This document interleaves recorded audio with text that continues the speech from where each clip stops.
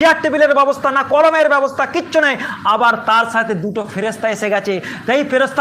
সেই ফেরেশতার চেহারা হচ্ছে কালো কুচকুচকে সিয়া। ফেরেশতাগুলোকে দেখতে কালো কুচকুচে সিয়া, তাদের চোখগুলো হবে নির্বর্ণ বিশিষ্ট লাল কটাসের মতো দেখতে।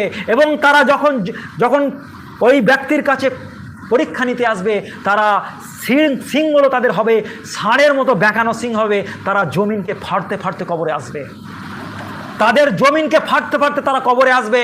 এবং এসে ওই অবস্থায় তাকে বিদ্যুতের গতিতে প্রশ্ন করবে, মান রব্বুকা আমা দীনুকা মান নবিয়ুকা।